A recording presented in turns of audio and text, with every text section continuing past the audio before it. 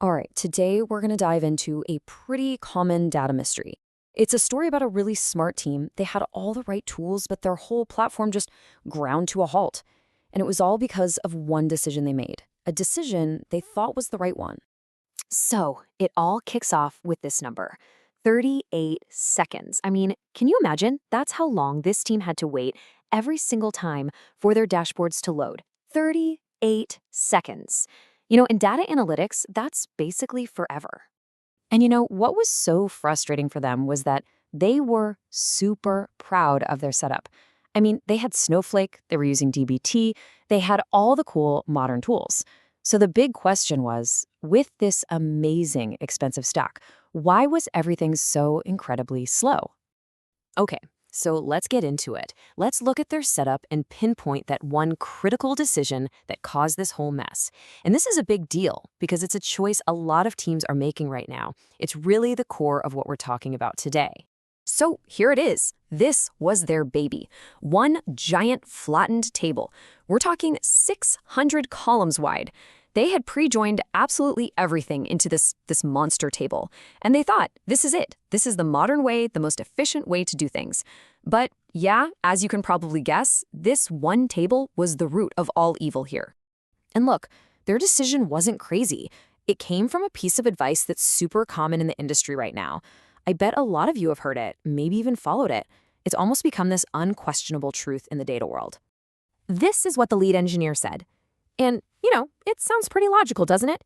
We all know joins can be expensive, and hey, modern data warehouses are crazy powerful. But here's the catch. That whole line of thinking is built on a shaky foundation. It's this idea that our fancy BI tools mean we don't have to worry about old school data modeling anymore.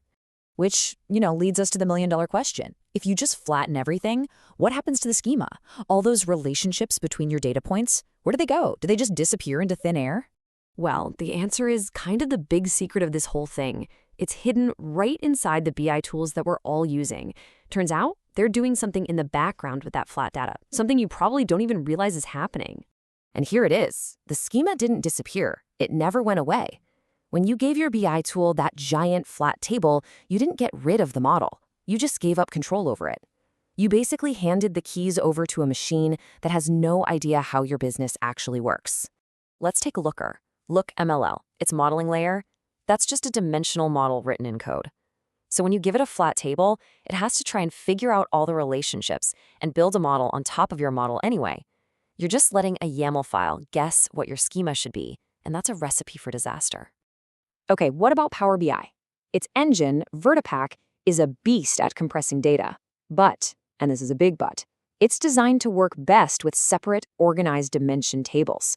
When you shove one huge, wide table at it, its compression magic just doesn't work as well. So you end up paying for everything twice, once in your warehouse and then again in Power BI. And Tableau? Giving Tableau a 600-column table is like handing someone a 1,000-piece puzzle with no picture on the box and telling them to solve it every single time someone wants to see a dashboard. A proper data model is like giving it the answer key. A flat table forces it to guess every time, and all that guesswork is exactly why you're staring at a loading screen for 38 seconds. So, this all leads to a much better way to frame this whole problem. Let's talk about something called the schema tax.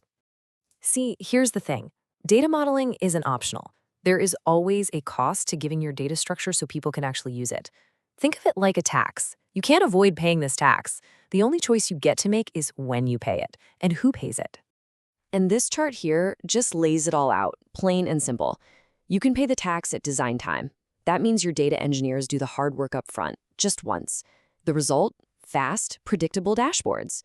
Or you can push it off to runtime. That's where the BI tool is left to guess, and your end users are the ones who pay the price. Again and again and again, every time they wait for a slow dashboard to load. Okay, now I need to be super clear here. This is not me saying that Y tables are always bad. Not at all. This isn't about being rigid. There are definitely specific times when flattening your data is 100% the right move. We're talking about things like massive event streams, clickstream data or IoT sensor data, or feature stores for your machine learning models. Another big one is when you have what's called high cardinality dimensions. Think columns with millions and millions of unique values, like a user ID. In those cases, a traditional star schema can really start to struggle. So all these examples have something in common. Denormalizing your data, or flattening it, wins when your query patterns are totally unpredictable, or when the user is actually a machine, not a person. But for your bread and butter BI reporting, where people are running the same kinds of queries over and over, the classic, well-designed star schema is still king. Okay, so how do you know what to do in your situation? Let's make this practical. Here's a quick guide. Basically, a checklist of questions you can ask yourself to make sure you're being a deliberate architect. So just run through this list. Are your query patterns pretty predictable? Is your main consumer a business user staring at a dashboard? If the answer is yes, then a dimensional model is probably what you want. But if you're dealing with those event streams or ML pipelines we talked about, or you've hit a real high cardinality problem, then yeah, a wide table could be your best bet. It's all about moving from an accidental architecture to an intentional one. And that right there is really the key takeaway. This whole conversation isn't about old versus new or traditional versus modern. It's about being deliberate. At the end of the day, every architecture has trade-offs. The only bad decision is the one you make when you don't even know what you're trading off. So that's the final thought I want to leave you with. Go take a look at your own data stack, your own dashboards, and just ask yourself that one simple question. Is your architecture deliberate, or is it an accident?